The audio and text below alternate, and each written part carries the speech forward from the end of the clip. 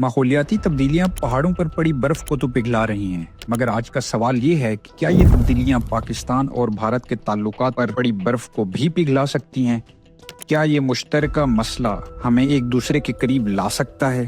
یاد رکھیے، ماحولیاتی تبدیلیوں کے اثرات کسی سرحد کو نہیں پہچانتے۔ جب گرمی کی شدت بڑھتی ہے، جب دریا خشک ہوتے ہیں، جب زمین بنجر ہوتی ہے، تو یہ کسی ایک ملک کا مسئلہ نہیں رہتا، بلکہ یہ خطے کا مشترکہ مسئلہ بن جاتا ہے۔ پاکستان اور بھارت کے درمیان 1960 میں ہونے والا سندھ طاس معاہدہ یا انڈس واٹر ٹریٹی، جس کے تحت دریاؤں کے پانی کی تقسیم طے کی گئی تھی، آج ماحولیاتی تبدیلیاں اس معاہدے کے لیے بڑا چیلنج بن چکی ہیں۔ گلیشیئرز کا تیزی سے پگھلنا اور بارشوں کے غیر متوقع نظام دونوں ممالک کے پانی کے وسائل کو غیر یقینی بنا رہے ہیں۔ اس کے نتیجے میں نہ صرف زراعت متاثر ہو رہی ہے، بلکہ سیاسی کشیدگی میں بھی اضافہ ہوتا جا رہا ہے۔ دوسرا بڑا مسئلہ فصلوں کی باقیات کو جلانا، جو پاکستان اور بھارت کے کسان ایک عام مشق کے طور پر باقاعدگی سے کرتے ہیں۔ یہ عمل ہر سال اسموگ کی نئی لہر کو پیدا کرنے میں اہم کردار ادا کرتا ہے، جو دلی اور لاہور جیسے شہروں کو اپنی لپیٹ میں لے لیتی ہے۔ اس دھوئیں سے ہوا زہریلی ہو جاتی ہے، سانس لینا مشکل اور بیماریوں میں بے انتہا اضافہ ہوتا ہے۔ اسی اسموگ کے اوپر ہماری ایک آلریڈی ویڈیو بھی موجود ہے۔ یہ مسئلہ ایک ملک کا نہیں ہے، بلکہ دونوں ممالک کا ہے۔ اس طرح یورپی ممالک نے سی بیم کے نام سے پاکستان اور انڈیا جیسے ترقی پذیر ممالک سے آنے والی امپورٹس پر ایک نیا ٹیکس لگانے کا عندیہ دیا ہے،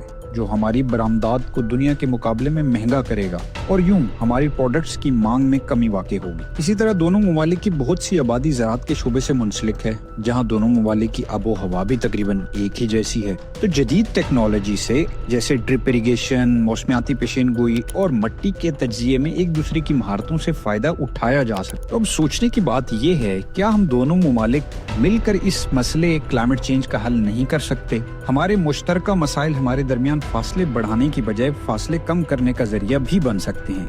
یہ ممکن ہو سکتا ہے کہ پاکستان اور انڈیا مل کر ماحولیاتی تبدیلیوں کے خلاف مشترکہ حکمت عملی بنائیں، کوپ جیسے فورمز پر مل کر ایک مؤثر اور توانا آواز اٹھائیں۔ کیا ماحولیاتی تبدیلیاں سفارتکاری کا ایک نیا راستہ نہیں کھول سکتی؟ کیا یہ ممکن نہیں کہ دونوں ممالک کے ماہرین، طلباء اور نوجوان اس مشترکہ خطرے سے نمٹنے کے لیے مل کر کام کریں؟